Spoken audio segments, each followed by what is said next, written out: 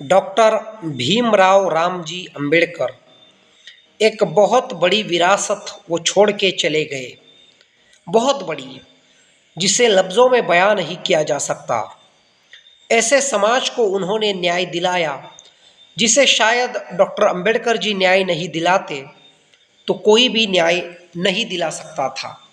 ये मैं कहने में कोई मेरे मन में शंका नहीं है या कोई सवाल नहीं है कि उनके जैसा बैकवर्ड कम्युनिटी का लीडर कोई नहीं बन सका। उनके इतना प्रेम, उनके इतना आदर किसी का हो भी नहीं सकता। वो उस काबिल भी थे। लेकिन अम्बेडकरियत सोच क्या आज वो जीवित है? जब हम माइनॉरिटीज़ की बात करते हैं और माइनॉरिटीज़ के नेताओं की बात करते हैं, जिस समाज से वो आते हैं और जिस समाज से वो सियासत करते हैं, आज की परिस्थिति में देखा जाए तो उत्तर प्रदेश में चंद्रशेखर नाम के एक युवा नेता है जो सांसद बनकर संसद में पहुंचे हैं।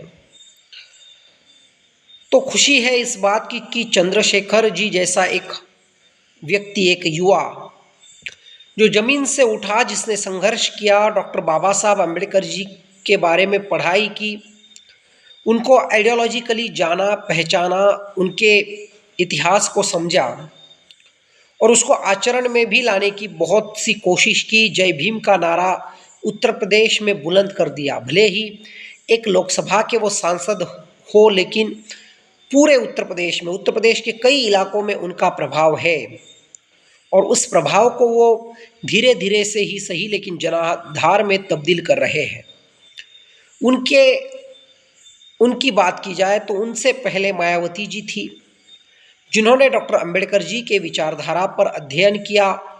डॉक्टर अंबेडकर जी के नाम पर ही वो उत्तर प्रदेश जैसे बड़े राज्य की कई बार मुख्यमंत्री बनी। एक बार नहीं, दो बार नहीं, तो उससे ज़्यादा।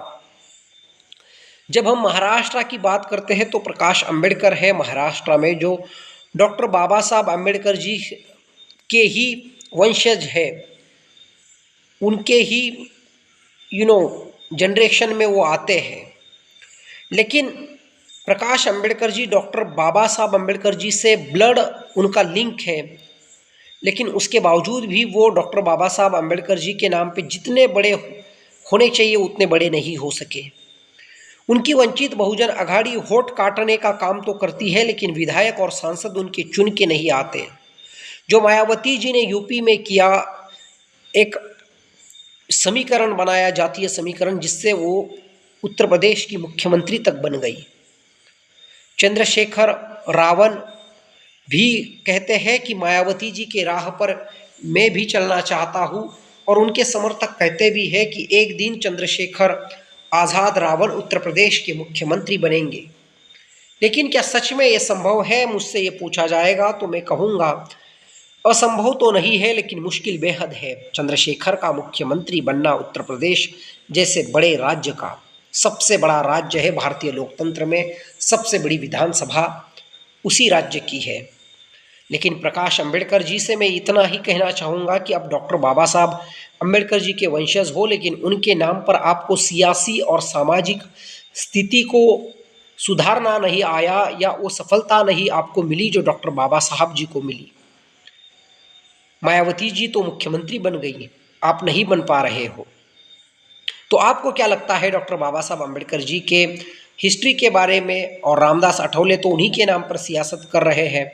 भले ही रामदास आठवले को जन सामान्य इंसान इम्पोर्टेंस न देता हो, लेकिन केंद्र में तो वो मंत्री बने हुए हैं और बाबा साहब अंबेडकर जी की वजह से ही बने हुए हैं।